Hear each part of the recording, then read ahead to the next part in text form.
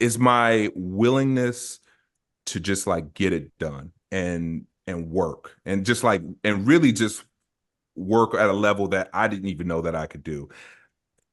There are a lot of people that work hard and like we all work hard, we all grind, but I really try to go above and beyond for like my goals and things that I want. Living life stimulated, food for your thoughts, but it's entertaining. Fire in the bowl like a picture painted. Talk shop with the top crew of innovators. No sleeves needed, just that coffee, yo. I'm telling you, you need it. Sit back, enjoy the show. Welcome back to Cutoffs and Coffee. James and CT, your hosts, as always, from T3 Performance.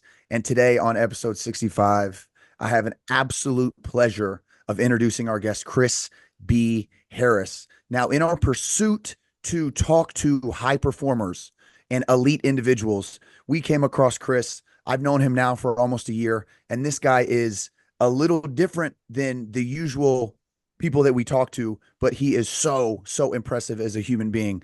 Chris has found the job of his dreams. He makes music for television and film. Chris has racked up hundreds of placements for his songs on a variety of networks such as ESPN, HBO, NBA, NFL, Showtime, Starz, and he told us he not only has he been in Super Bowl commercials, made music for Super Bowl commercials, but he made the theme song for Street Fighter 6 when they dropped the trailer pretty recently. So really cool stuff.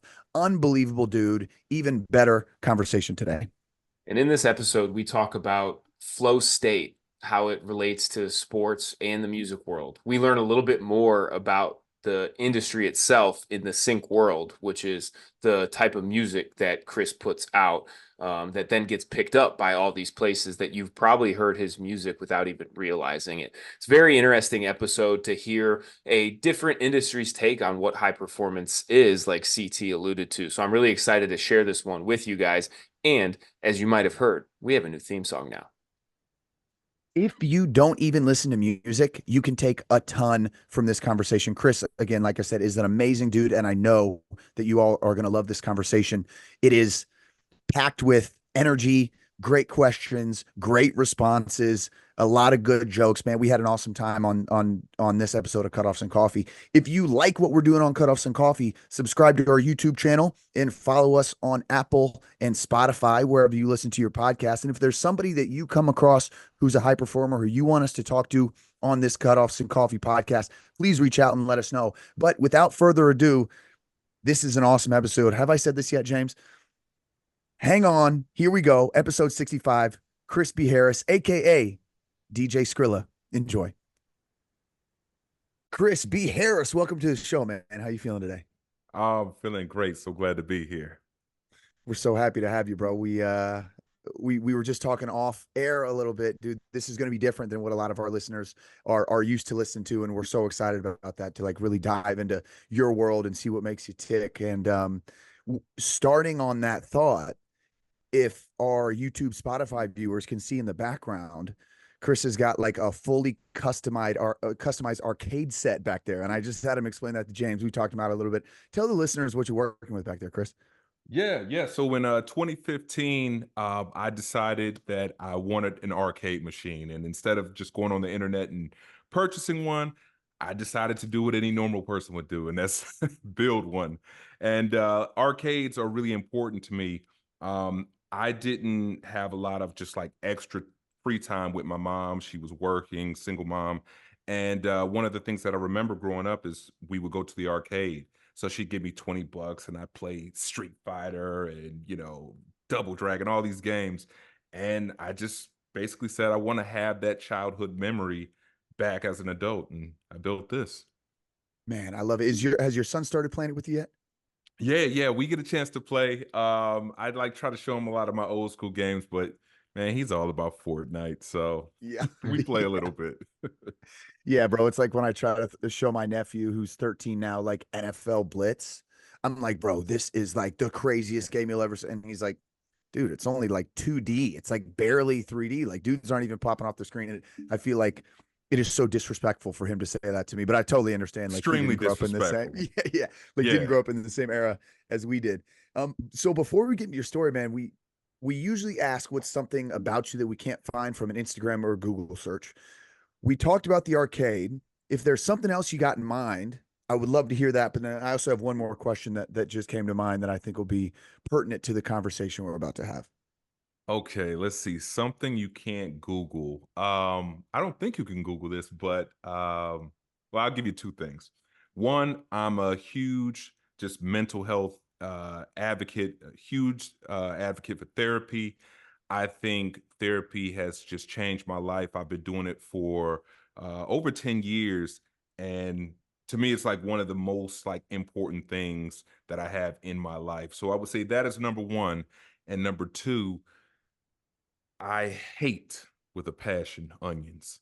Just Mm, absolutely I can't eat them cooked, raw, like I don't care. And when people say, "Oh, you can't taste them." Come on, yo. I can taste them all. So it's those like two. it's the only thing I can taste.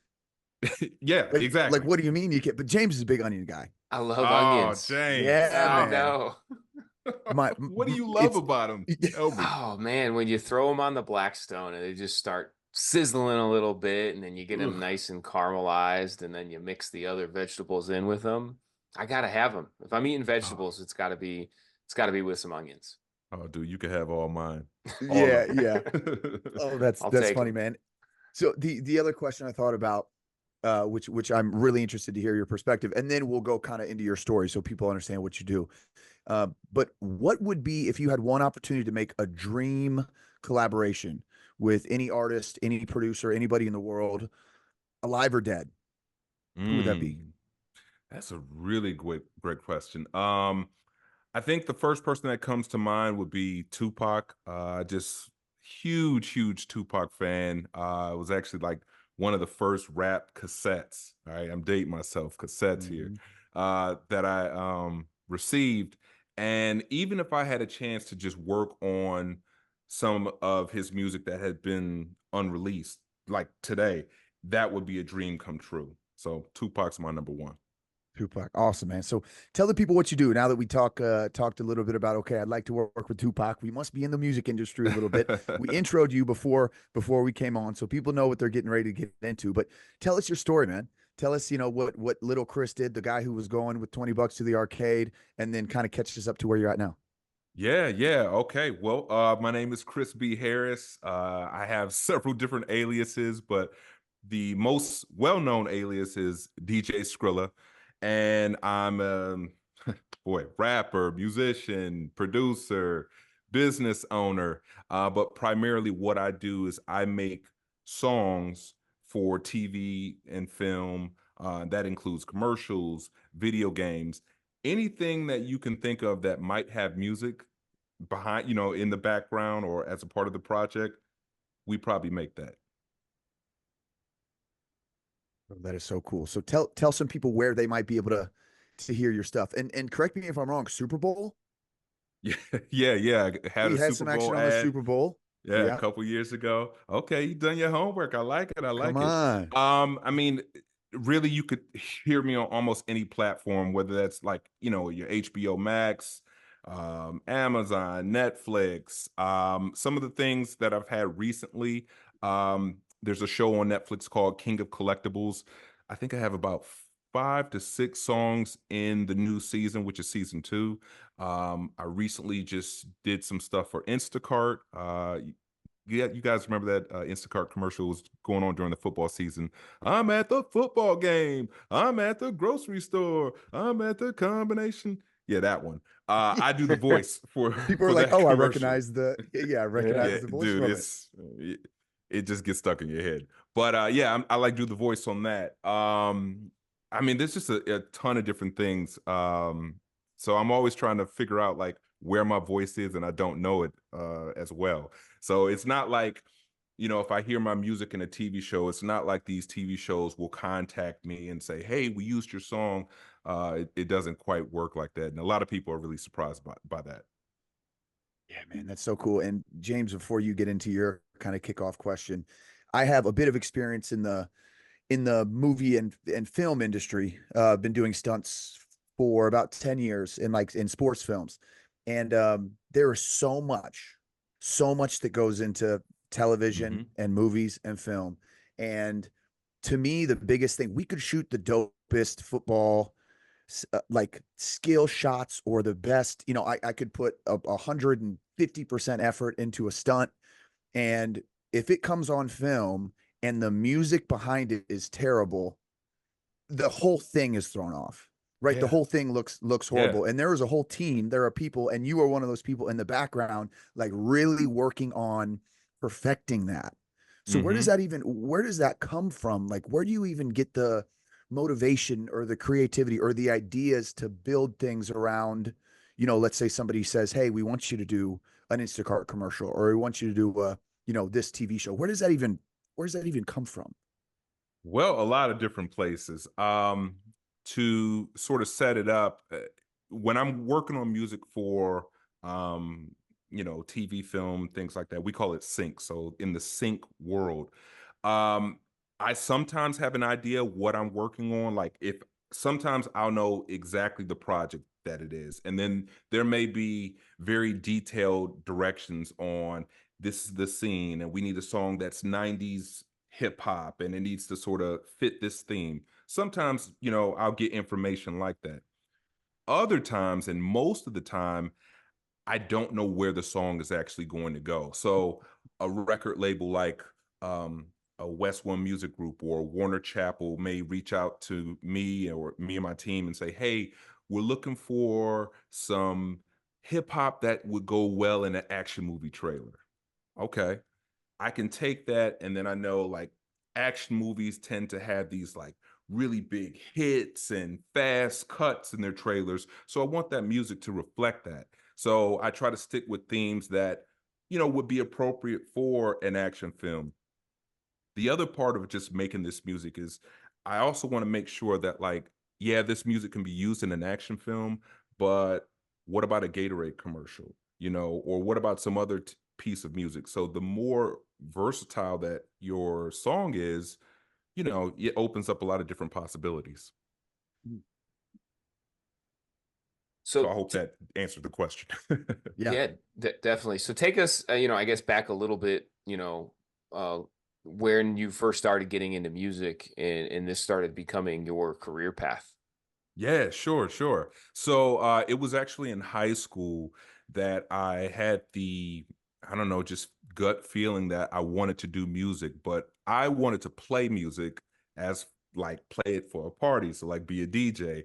So my mom, bless her heart, she worked really hard to get me this DJ setup for Christmas. It was called DJ in a Box, some two Newmark turntables and a mixer, and I was just like super thrilled to get that gift. And I quickly found out that DJing is really, really hard. It's really, really difficult. And I still enjoyed it. I still enjoyed it. And what happened was I had some friends over from school and we were sort of just playing some instrumentals on the turntables. And one of my friends just said, hey, let's just rap. Let's just freestyle. So we started to freestyle, and I'm recording our freestyles on a boom box that's like on the floor, and took it to school. And everyone just kind of thought it was like kind of funny and stuff like that. But a couple people were like, yo, you're not half bad. Like, I don't know, maybe you got something. And I wish I knew who said it to me, but whomever said it to me, they planted that seed. And over the years, I still continue to DJ, but I really just got away from wanting to play the music, and instead I wanted to make the music. And that's really like what I do. So I don't DJ anymore. I'm definitely not a DJ where I'm like, yo, I'm just cutting and scratching and I'm just gonna tear this up. Nah, I don't really do that. But I keep the DJ as a part of my name because that's really like my foundation. And I think I still think like a DJ. And what I mean by that is a great DJ to me is someone that can control a crowd, and really different crowds, like diverse crowds. When you're at a wedding, right? you guys ever been to a wedding where the DJ starts real hot and like the party is just way up there and they just try to keep it up there? You can't do that as a DJ. Like people need time to like go to the bathroom. They want to go talk to this person. So it's like ebbs and flows, right? It's like a roller coaster. And I think that's what a good DJ does. And I try to bring that to my music as well. What was your first, I guess, big break into realizing that, like, hey, this isn't just a passion, but I can make a career out of this. This is going to be my livelihood, and I get to pursue this in my own way, creating music for other people to enjoy. Yeah. Okay. So I created like, music all through high school and college, but really 2015 was sort of a turning point for me. And in 2015, that's when I built this arcade machine. And why is this arcade machine important? So I was like trying to find a graphic designer to do some custom graphics for this machine. And I found one on Craigslist. And me and him just became friends. And he happened to be a musician as well. And so when I was working on a new CD, I said, "Hey man, can you design my artwork for the CD?" And I think he just finally started to listen to some of my music. And he said, "Would you ever be interested in making music for TV and film?" And I was like, "Yeah." And from then, he sort of put me in touch with the right people, and I've been on ever since. And that's my friend Billy. So I got to shout out Billy for putting me on to not just graphic design, but also sync opportunities. That might be the most positive Craigslist story that I've ever heard. For people who Yeah. don't know, Craigslist was like pre-Facebook Marketplace, but Yeah. like a little weirder, A right? lot You weirder. never really knew, Yeah. like, yeah, not that there were Misconnections weird. no videos, yeah, misconnections, all that kind of stuff. And so to pull out an entire career and a dear friend from it is really impressive to do. Yeah, That's awesome. yeah. I really, I'm just like so grateful for our friendship, but really him just offering that to me. I mean, it changed my life. And that was something he didn't have to do. And I had no idea there was a whole entire world of making music just for like TV, film, and video games. Right. Because again, it's one of those things like everybody hears it, everybody knows it's there, but if it's good enough, it doesn't stand out from everything else. Yeah, yeah. Right. It It like doesn't like syncs take up away with, from it. Yeah. right. Right. And you mentioned that about a DJ that I totally feel the same way. And I'm I can't even say like dabbling in the DJ world because I'm very, very new to it, but I started doing some weddings last summer. Oh, you Um, dabbling, man. yeah, dabbling. Yeah. Okay, let's use that word. The DJ at our wedding was a good friend of mine and had such a massive impact on the entire day. Like something that still almost a year later, buddies who I've seen again for like the first time since the wedding will ask Hmm. about the DJ. Like, how's he doing, man? And like I think about him every day. Like just made such a big impact. And he was one who inspired me to be that. I wanted to be that person. I wanted to be the Hmm. person who was able to control somebody's the best day of their life, Yeah. right? And be able to add value to it. And I was going to ask what kind of like cheat codes or what little hacks you could give me to be able to help me through that. But what you said was exactly what one of the first guys who I started working with told me is he said you can't keep it up the whole time Hmm. because people got to take a break. It can't be line dance after line dance after line dance after high energy. He's like, you gotta, bring it down a little bit, slow the things down, give people an opportunity to go get some drinks and do whatever they need to do, and then come back into it. And that was so interesting because then I said, okay, how do you do that? And he was like, it's like a feel thing. Yeah. Yeah. You And feel it out, yeah, right? and so I'm like six weddings in, and I'm starting to think, okay, is this what that feel is? But Yeah. I mean, every situation is different. And it's so interesting. So one of the things DJing weddings, one of the things that I would do, I would always kind of start off with like a line dance, which I mean that's not anything like innovative or whatever, but it's like sort of an easy way where you can kind of feel out the crowd. But you start out with a song, and I'm surveying the crowd. I'm seeing like who are the people dancing, like who are those key influencers? Like if this person dances, then these five other people are gonna dance, and who are the people that sort of want to dance and they're a little timid. And I would even get interactive out there, to try to make people feel more comfortable. So I do things like that. If whatever the real hot song is that everybody wants, you got to make them wait for it. You make Mm. them wait because when you need it and you throw it on, boom, they're ready for it. You know what I mean? So I never would like throw out the hottest stuff too quickly. Another thing I would do, I look at the age and like if it's a wedding, for example, like a lot of the older folks, they want to dance, but they don't want to like dance to like the new stuff. So you mix in some Motown, some Earth, Wind, and Fire, things like that. And requests. Now, you got to be real careful about requests. And this is wedding, bar, whatever. Yeah. The minute if you take a request and you play that person's song too quickly, they're going to be requesting the entire night. So, depending on what the request is, I make them wait a little bit. And then, they understand like, hey, okay, he's in control. Like, I appreciate you like getting my song in. Yeah. All great points. So what, okay, let's go back to this. Say it again. It's like the sync industry. Yeah, sync. Yep. So what were some of those first like big breakthroughs? And I know James touched on it a little bit where, you did a couple of them. Let's say it's like one, two, or three of them where you said, okay, this is really the thing that I want to focus on. And what did those look like? What was the process? I mean, is it a 90-day thing? Is it a 90-minute thing? Like what's kind of the Hmm. process from, okay, I have somebody come to me. This is something that I know I can do well. I've got these notes from Hmm. whoever's in charge. What's the process look like? And then, again, how did it feel once I create one and I hear it, and then I create another one and I hear it and just have that drive to take you off to where you're at now? Kind of two-part question there. Okay. I would say most of the projects that I've worked on, or I should most of the like sync placements that I've received are from actual projects. So what I mean by a project is, a label or a music library will come to me and say, "Hey, we want to do 10 hip hop songs in this style, maybe, 90s or, something that's really trendy or reggaeton, whatever the case may be." And I'll compose those songs and turn those songs in. So the timeline might be a couple of months, it could be 30 days. It really just sort of depends on the urgency. And then from that point, that music label, that music library is going to package the songs in a way, put it on their website, and then their salespeople are working the phones. They're licensing those songs. TV companies, film companies are going to those websites searching for, attitude rap or epic rap or whatever. And then they'll get a list of songs and then, hopefully they pick you.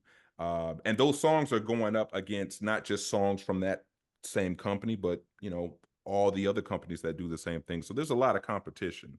Right. So that's sort of the process of making it. And I'm sorry, there was a second part to the question. I Yep. want And to make so sure I the answer. other part is, okay, so now I've put all this hard work in, I've given it to the people who've requested it, and then I hear it. Do Yes. you hear it for the first time, or does somebody say, "Hey, it's going to be on this thing"? How does that kind of work out? I would say 95% of the time I hear it for the first time. Or Oh, either I hear it or someone else hears it and they're like, "Hey, is this you?" That's what happens most of the time. There are occasions where I know something's coming, and maybe I can't say it because I have to sign an NDA, or maybe just a producer gives me a heads up, "Hey, I just want to let you know, like, I think your song is in this episode." So that'll happen mm, sometimes, and I really appreciate that because that's just like really cool. They didn't have to do that, and they took that extra time. Um, in 2015, when I started, again, I was still very new, didn't really understand the process and business of it. But I remember I was watching Eastbound and Down on mhm. HBO. I think it was HBO Go at the time. And the preview that they showed before the episode started was a preview for Ballers, the new season of Ballers. It was like season two. And all of a sudden I'm listening and I'm like, man, this song sounds really familiar. Then I hear my voice and I'm like, yo, I'm jumping on the couch, the dog's going crazy. Like it was nuts. But that feeling, I will never forget it. And I still get that feeling sometimes when I see certain things. That Yeah. was my next question. If that ever wears off, or is it just like, is it expected now? Is it one of those No. things like, yeah, of course my song is on. I won't say it's expected. I mean, I think in a way, certain types of placements feel normalized in a bit, and I still appreciate them. I still get excited, but a lot of times the placements that really mean something to me is because of the story behind it. So I'll give you a quick story. This arcade machine, right, that we talked about a couple of times. Street Fighter 2 growing up was like, that was my jam. All right. Go to the bowling alley, roller skate rink, Street Fighter 2. That was what I was getting down on. And ooh, boy, this is probably maybe 3 to 4 years ago. Um, a company was looking for like they wanted like a reggaeton, like rap song, and me and my business partner Dan, who together we own our own production company, Mayhem Music, but we pitched this song that we had that fit that bill. We get a call back, hey, Capcom heard it, they love it, and they want you to just, make a different song for them for an upcoming video game. Now we had no idea what the game was, so we didn't know. We had to sign like, NDA, and it was just like a really like long process. And then we see the trailer for Street Fighter 6, and there's our song. It's DJ's theme song in the actual trailer and in the game. So it kind of came full circle, you know what I mean? Street Fighter 2, and then in, several years later, Street Fighter 6, we made the theme song. Oh man. Yeah. So that was one. I got Yeah. another one too if you want, but Yeah. that was one that truly means a lot. This one is really meaningful too because growing up, and I still am a huge wrestling fan. Grew up on what was WWF at the time, but now WWE. And I don't know, man. It's like one of those childhood memories. And in 2019, I found out that for the SummerSlam premium live event that they put on every year, they were going to use one of my songs as the cold open. So for anyone that's listening and they're not sure what a cold open is, that means as soon as that program starts, boom, that's the cold open. And it's usually some like cinematic intro to sort of get you pumped to watch the show. And they actually wrote their cold open based around the lyrics to my song. So this guy's narrating it, and he finishes with a lyric from the song, and then you just hear the song and all these like highlights. So that was super cool, and like it'll go down in history for me because like it's always going to be the cold open of SummerSlam 2019. You can watch it on Peacock.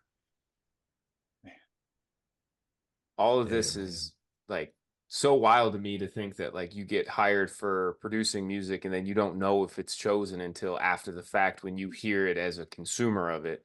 Um, Yeah.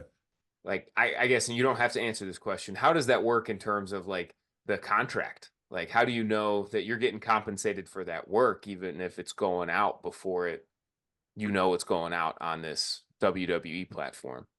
So and you know what? This question comes up a lot about like, well, how don't you know? Um, Let me tell you what at least the music libraries and the music labels, their perspective Yeah. first. They're licensing hundreds, if not, thousands of songs, a week, right? Or Hmm. maybe even more in some cases. So they probably are looking at it like, hey, we don't have the time to just like contact every writer of the song, every producer, because a song may have 3, 4, 5 writers Yeah. on it. And they don't have the time to just do that. So I can understand from a bandwidth perspective, that would be like really hard. Um, Still from an artist perspective, I would appreciate it if like you had a heads up. But basically, what there are a few different ways that artists can sort of just keep an eye on things. So every song that I make, I put it into a spreadsheet, which company it's with, the date it was completed. And then there's different monitoring software that I will use to just track like broadcasting. So I upload a song to a website, and if that song is played on TV or broadcast TV, there'll be a detection. It doesn't matter the country, doesn't matter the station, it will give me a detection. That will sort of let me know that, hey, I need to look for this on my like royalty statement. There's something that we call pros, so your performing rights organization. That's like an ASCAP or a BMI. If you've ever looked at the liner notes inside of the CD and you see ASCAP, like what is that? Well, that's an organization that will fight on your behalf, represent you for your royalties. So when it's played on, streaming, on broadcast, you'll actually see what show has you listed on what they call a cue sheet. And the cue sheet is, sorry, Alexa does this fact thing. Alexa, stop. Okay. So a cue sheet, every TV show, every, even basketball games, they have to turn it in as to what music is played in their episode. ASCAP, in my case, will basically say, hey, your name showed up on these cue sheets in this program or in this movie. And that's also how I know like where things are getting placed. That's fascinating. Nice. Yeah, I Yeah. know that So, was like kind of a long answer all over the place, but it's a little complicated, but I hope that was easy to digest at least. oh no, that was No, that this was is great. great. Yeah, Okay. that was great. I have another thought to that kind of same in that same vein. And you hear a lot on social media about some, like I'm trying to think of exactly how to say it, but some things that are not so positive for musicians and artists, right? So they Mm-hmm. sign to a big label and then, they're signed in these super long contracts. And then when they go to renegotiate, they don't have any power and and their music is blowing up, but they're not getting compensated and there's some struggle back and forth. Does that happen in your line of work? Like, are there times where, like you said, you have people who reach out and tell you your music gets a hit and you're listening for it and you're looking for it on your compensation sheet. Are there negative parts of the industry that you have found are issues for artists like yourself? Yeah, sure. I mean, I think yeah, there's a lot that I wish that I could change or I want to see change. I'm trying to think how I could say this. Well, the first thing that comes to mind is representation to me is like super important. So a lot of the companies that I, work with, I don't see a lot of faces that look like me at the top, right? On their executive team, or that people who are, you know, asking for hip hop music, a lot of times they don't look like me. I'm not saying everybody has to, but I think Black culture is a very big part of hip hop music in general, in hip hop culture, and I just wish that there were more representation in those spaces. So that's like one thing that like I want to see change. I Mhm. think some people are going to have like better deals than others. I think for a lot of the sync stuff, the contracts are pretty standard. There are some differences. Um, but you also get some great opportunities too. So it's a little bit of good and bad on the contract thing, but it's Yeah. not like anything for like album deals. Now you will like sign songs to, a particular label, and that's that. Um, so it's a little bit of good and bad. Yeah. What do you think? What do you think differentiates you from other artists and producers? And you've had, I mean, obviously, if you look at, and I was going to bring this up at the end, but your website Hmm. is awesome. I mean, so much you can get all the way through your audio library. We were sitting at the gym playing your music today at the front desk, like vibing and loved it. What Yeah, do you I need think to update it. separates? Well, and hey, now people are So looking at it, but like, I what would do you think say, differentiates you? it's funny you bring up the website, and I didn't even think about like talking about this, but I think it's important based on your question. I would say what separates me is my willingness to just like get it done and work and just like and really just work at a level that I didn't even know that I could do. There are a lot of people that work hard, and like we all work hard, we all grind, but I really try to go above and beyond for like my goals and things that I want. So that website, I was I was like at the lowest I've ever been in my life when I made that website. I had just ended a relationship with my son's mom. So there was that going on. I had to move home. I mean, it was just like all these things happening in my life that I didn't foresee, and I felt really terrible inside. I didn't feel good, and I said I got to do something. And I didn't have a lot of money, but I saved up some money, and I said I'm gonna buy a domain name. Oh, just crispyharris.com. I'm just gonna buy it.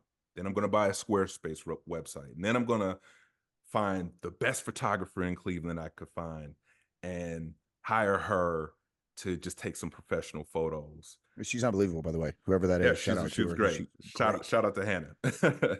But I did that, and I had this website and like a very small portfolio at the time, but the website was super important to me because I needed more work. And I said, I don't have these music contacts. Like I don't have these contacts to just readily call up. But what can I do to separate myself from everybody else? Where if they click this link, if they just happen to take a chance and click this link, that they're going to be like, oh, maybe there's something here.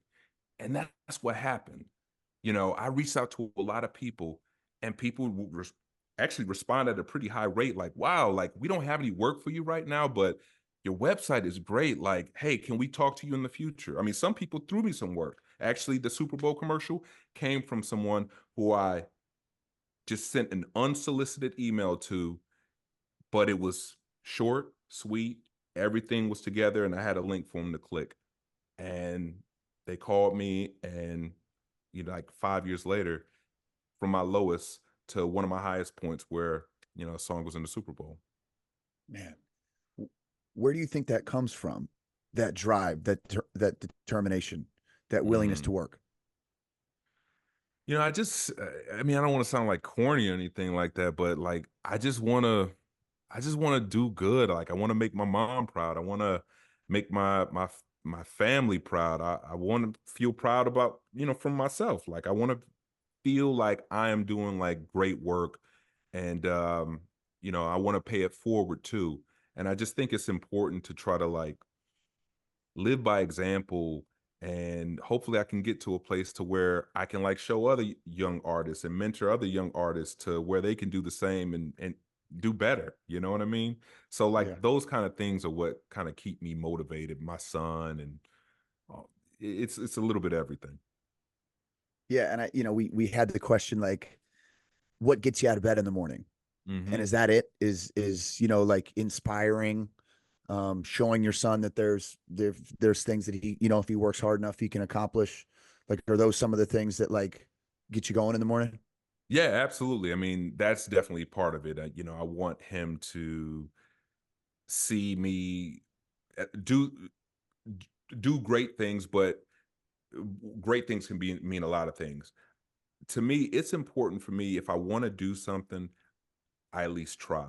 I don't think that there's like failure in trying something and it doesn't work out. Like, yeah, maybe I didn't get the outcome that I wanted, but I had the willpower, the strength, the determination to at least try it. And I want to try to like promote that to him, and really teach that to him. Like, just give it a shot. I try a lot of things that just don't work out. I mean, every song isn't going to be a banger, right? Every song is not good. Sometimes there's songs that I make and I'm like, ugh, I hate this song, or I don't. But then there's some songs that you make, you like, man, that's the one. And that's always going to be the one. Like that's what it's about, that journey, that process, gaining that experience. Um, and the other part is I love to grow and I love to learn. That gets me out of bed every day. What can I Yeah. learn today? How can I take a step closer to like achieving my goals and dreams? It's awesome, man. What are some of the things that you take from current music? Because I see, and I say current, but I kind of following your social media, building Hmm. up to this conversation. I've seen, on your story, you'll have a picture of your vinyl Yeah. player, and you'll have a, uh, why am Yeah, I miss? An I've album. got like a turntable Yeah, right yeah, next, an album turntable and next an to the album. Like turntable. what Yeah. what are you doing in those scenarios? Are you taking things? Are you taking inspiration? Are you finding different ways to mix things? Like what are you doing when you're listening to music yourself from the brain that you have to then be able to Hmm. create? I mean, I think we're always taking things, whether we realize it or not, right? Sometimes there are like instances where I will listen to a song and I'm like, yo, what they did is fire right there, or this little effect, like I need to find a way to incorporate something like that. So I may take it that way. There are other times where you just might not even realize you're doing it. And I think, especially as a young artist, you go through this period where you're like trying to figure out like your voice. You're trying to find your voice, figure out your style. And styles can change too, right? So how I'm rapping today is different from how I was rapping, I don't know, 10, 15 years ago.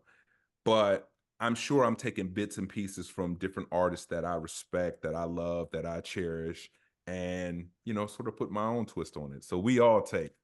And yeah, I don't know. I think that's like a pretty cool aspect of music.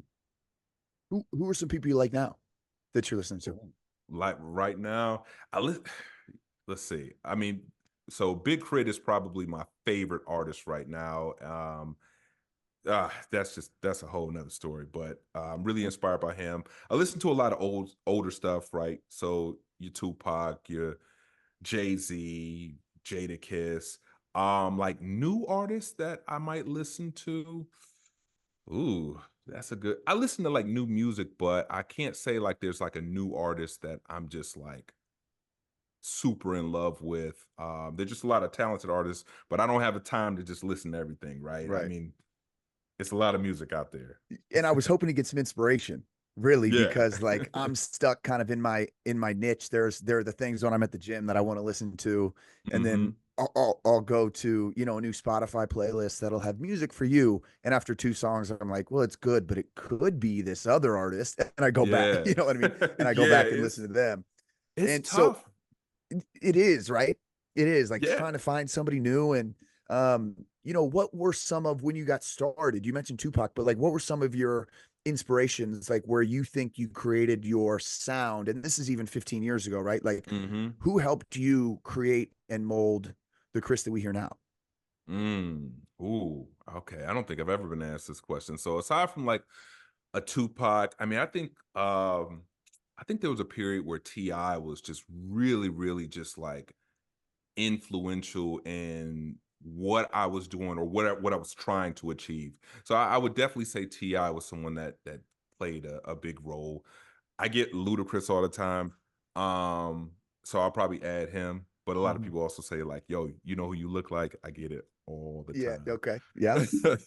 um, yeah, like those names come to mind. But I listen to like stuff that just isn't hip hop too. So like Stevie Wonder. Um, I would say he influences me. I can't sing, but damn it, when I'm listening to like Stevie, like it just takes me to a place. Like Michael Jackson, right now, Black Pumas. I'm just thinking of other like records Hmm. that I've been playing a lot of. So if it's good music and it just speaks to my soul, yeah, man, that's it. Yeah. I like that. Sorry, James. I have so many, dude. I'm Yeah, so dialed in. I you're have so many rolling. questions here.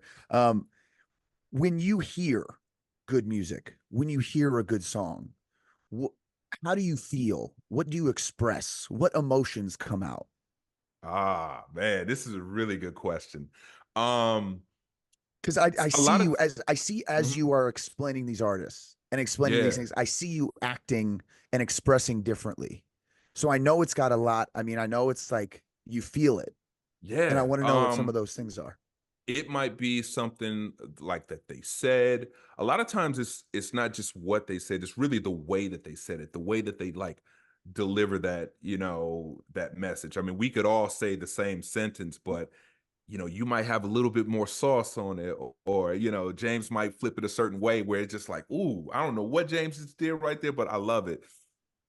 That kind of stuff like really speaks to me. So I get excited when I hear that.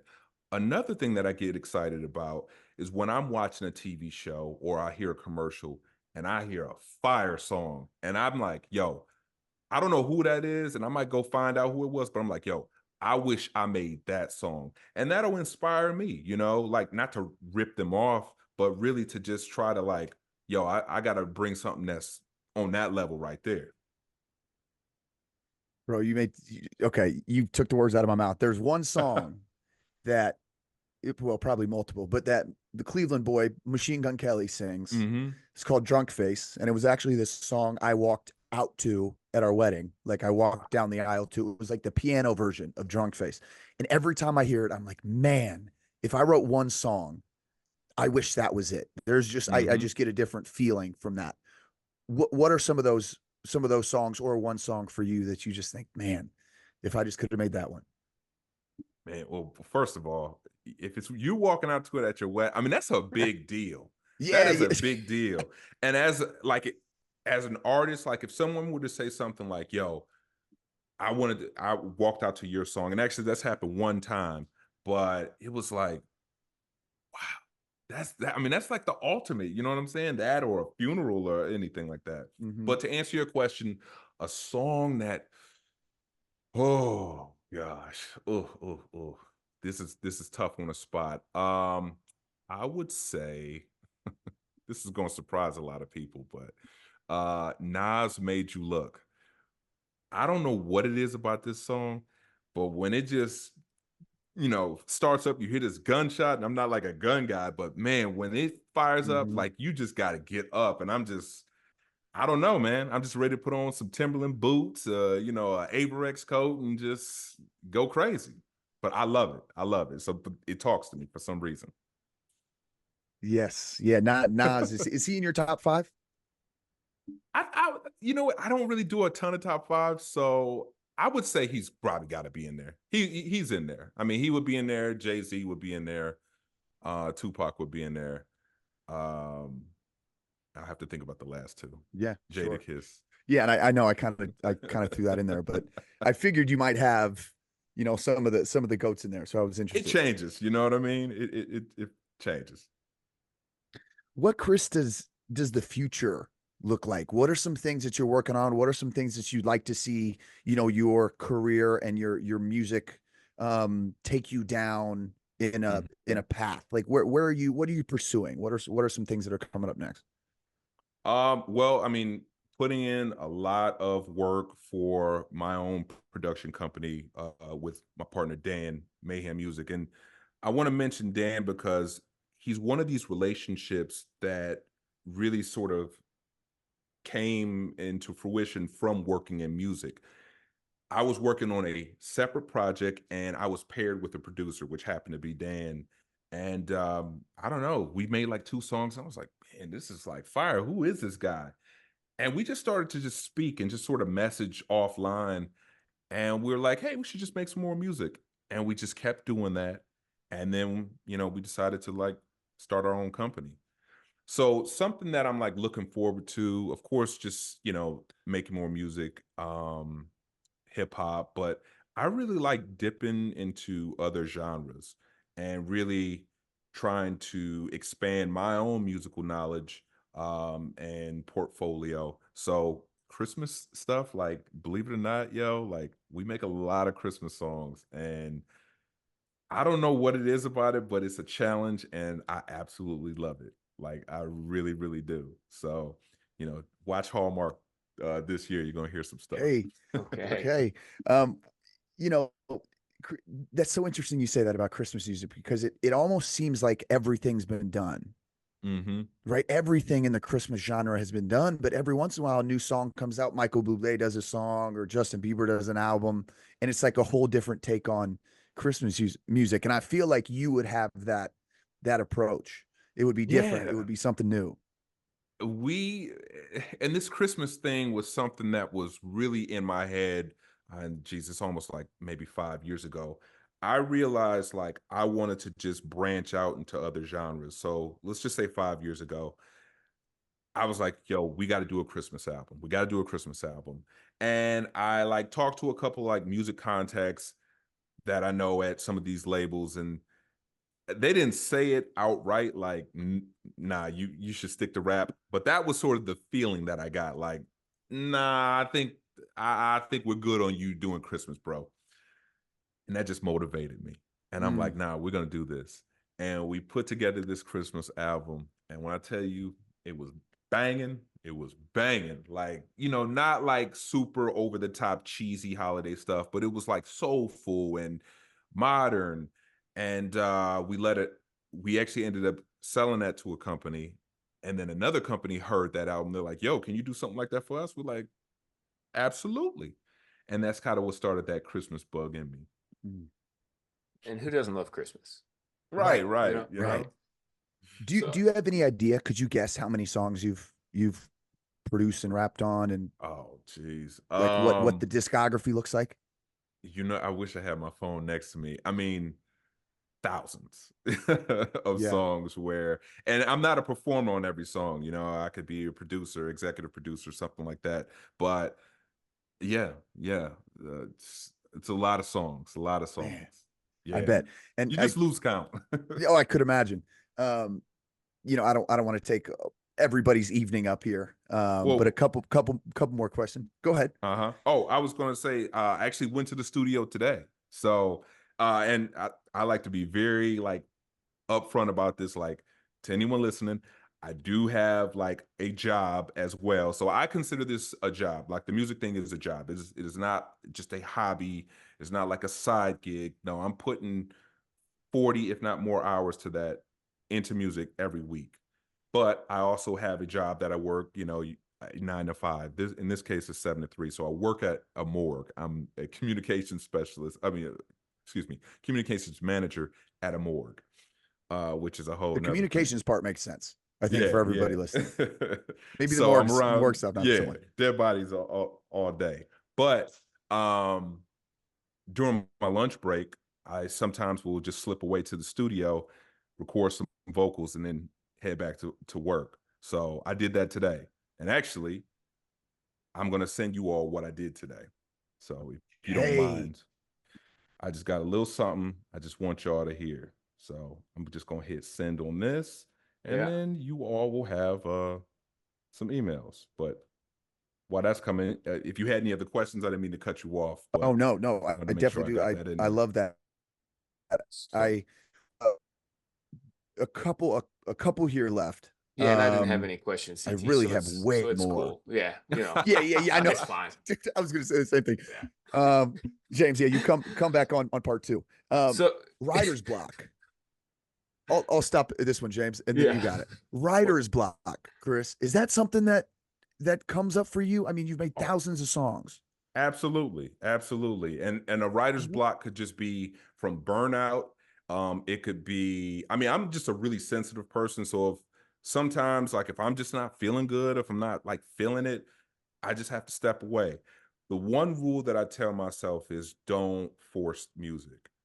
Like if you were like, hey, could you write a song in an hour? Sure, I could. Like even if I wasn't motivated, I could do it, but that's probably not going to be the best product.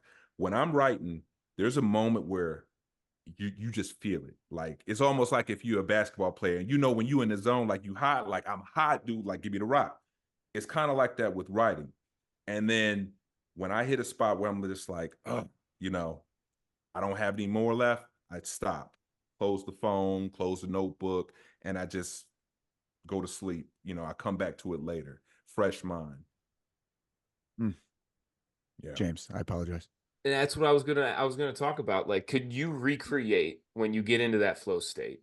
Like, are you Mhm. able to like trace your steps back and like find out what that moment of inspiration was that flipped the switch that now all of a sudden you have that creative juice flowing and you're Mhm. able to sit down and write or just turn a mic on and start recording? Like, are there any patterns that you've noticed over the years of creating thousands of songs that you try and recreate those situations? Yeah, sometimes. So when I'm like making a song, I do a lot of voice notes because you may write lyrics, but it's about how you deliver them. And I may deliver those same lyrics differently a week from now if I don't know how I did them today. So I make notes to sort of understand, like, oh, okay, this is what I'm on. This is the energy. This is the way I'm flowing this. I get a lot of inspiration from other people. And this is one of the things I really loved about Tupac is he had this ability to tell stories, and a lot of these stories aren't necessarily his stories. So he may have heard someone, talking about something, and then he's able to channel that emotion, that pain, and put it into a record. That's what I like to do a lot with my music. So a lot of it will be personal, but I'll sprinkle in stuff from other people, going through things. And I don't want to sound like I'm like stealing, their story and putting it in and making it mine. It's not that. But if you tell me like, man, I'm feeling this kind of way, I'm feeling that too. I'm an empath. I'm feeling what you're saying, and I need to transfer that to the pen and the pad. See, and that's why I need to let you ask more questions, James. It's simple. Great question. We Yeah, getting deep, dude, James. sorry, man. I'm just so into it. If somebody wants to do what you do, Chris, what are a couple things that they can do to get themselves going in that direction? Well, I would say first and foremost, they could hit me up, shoot me a message, on Instagram or my website. Um, Basically, they're just like a couple things I would say. So obviously, keep making music, keep writing, things like that. But if you want to do this type of thing, you really need to pay attention to the landscape. So the next time you're watching TV, listen to what type of songs are being used in those TV shows. I'm really big on, like vision boards and things like that. So a lot of times when I'm making songs, I'll create a vision board in that Apple Note. I'll put pictures of shows of where I want things. I can think of a song in particular where it felt like royalty. This producer sent me this beat. It felt like royalty. And I was like, I need to envision where I want this song. I had LeBron James pictured, like, this is it. This is King, King type song. And, like a year later, it was in a LeBron James highlight on Sports Center. You know what I mean? Sheesh. So I would encourage like artists to do that kind of thing. And, once you feel that your stuff is like, up to that level, you keep it clean. And you want to keep it clean because like, not many stations can play songs with, swear words. So, Disney's not, but you want that Disney money. So, try to make your stuff versatile and where a lot of different stations and mediums can use it. Great call there. Where do you see, and this is interesting, James. We haven't talked about this at all on this show, but where do you think AI fits into all this? Is it a positive thing? Is it a negative thing? Like, where do you stand on that? You know, I don't want to sound like the old man, get off my lawn, like, scared of change, because I think like technology can be a great thing, but I'm pretty concerned about AI. I think artists are already having to fight for their rights and, you know, different things that we sort of touched on before. It's a little scary to think that, AI could just write a song or produce a song that could be used. And it's like, well, you know, a computer did this, like I put a lot of blood, sweat, and tears into, making this stuff happen. Right. I mean, you all put blood, sweat, and tears into your jobs. And I mean, you all are both in great shape, right? Like, what if you could just like take a pill and just like, oh, you just didn't have to work out. No one, that would probably affect your industry, right? Right. And it's like, nah, man, we put too much work in to just, have AI just like come and demolish it. I'd be really interested to see if they could duplicate that feeling that we Mm-hmm. talked about a couple minutes ago, if they could duplicate that through artificial intelligence. I, Because I mean, again, I, I don't think there's that so, but feeling you yeah, get, there's that energy, there's that relationship that's built with the people who are on the dance floor or yeah. sharing a AirPod with you or in the car with you. I mean, there's that feeling that everybody knows and maybe Mm-hmm. can't describe. But I would be so interested to see if they could do that with artificial intelligence. Well, have you I, seen I any of hope not. the Joe Rogan podcasts where it's an actual AI? Like, so it's an AI Joe Rogan talking to an AI interviewee, and there Mm-hmm. really is no soul to it.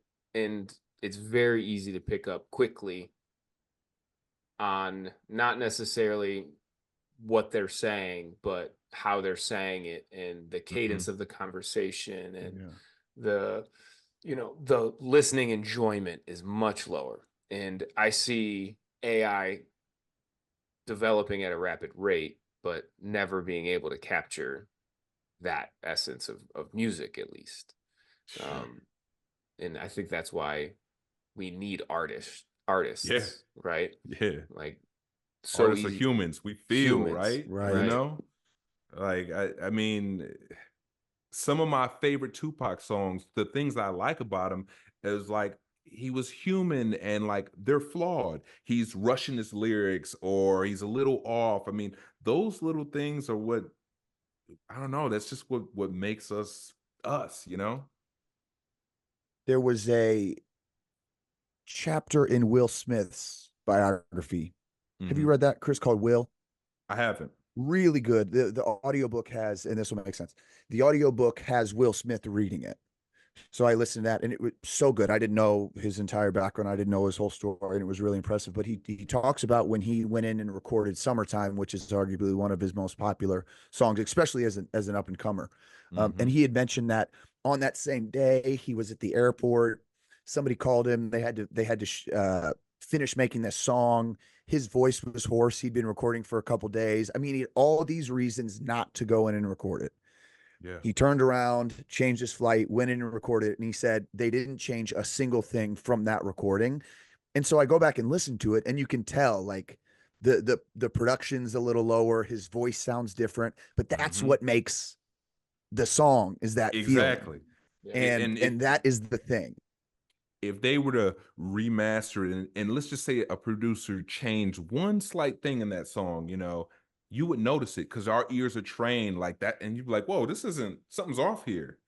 Like, yeah, all those Right. things happened that led to him making Summertime. And that's what's beautiful about it, right? It sounds like he was having like kind of a crappy day. Yeah. Yeah, yeah. Yeah. And obviously he does a way better job of explaining, but it was so cool to hear that. And that's immediately what I thought about when we talk about artificial intelligence in the music industry is I think like you won't get that. Um, or if it is, it would be very, very hard to do. But Hmm. anyway, dude, this has been awesome. We talked about like being a DJ, having to get people up and then bring them back down. I don't think we brought people down for this entire hour of the conversation.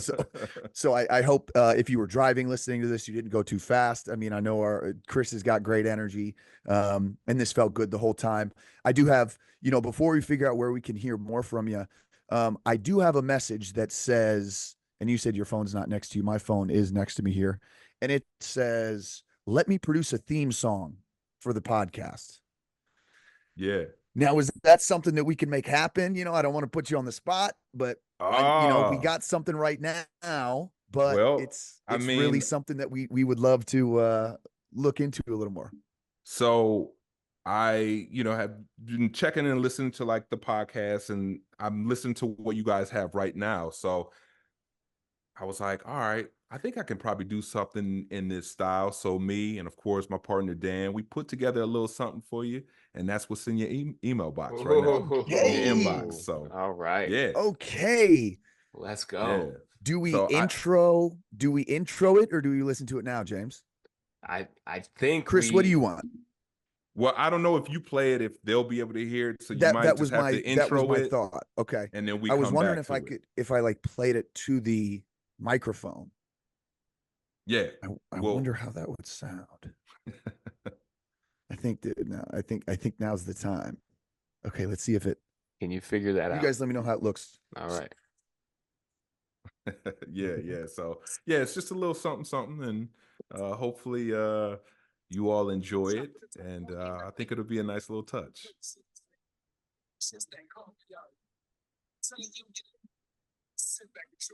We just we just hear little clips. Hey, I'm gonna have to. stimulated. I'll have to Yeah, edit this and Okay, put it okay, yeah, put and it I in that can. moment right there. Yeah, and you got it, and we'll punch it Yeah. in, dude.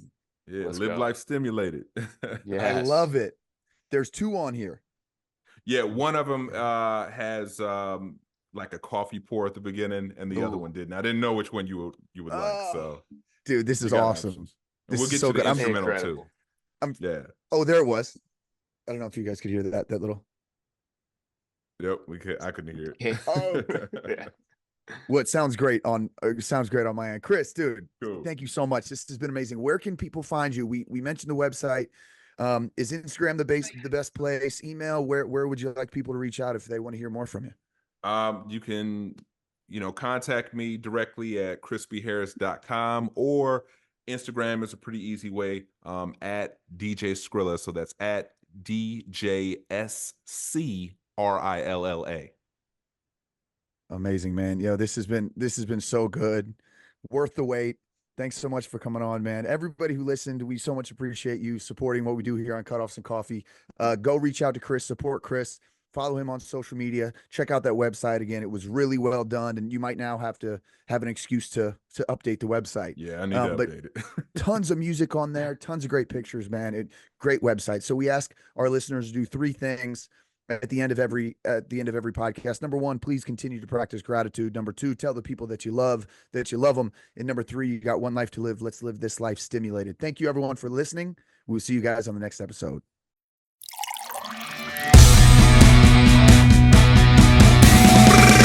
Living life stimulated. Food for your thoughts, but it's entertaining. Fire in the bowl like a picture painted. Talk shop with the top crew of innovators. No sleeves needed. Just that coffee, yo. I'm telling you, you need it. Sit back, enjoy the show.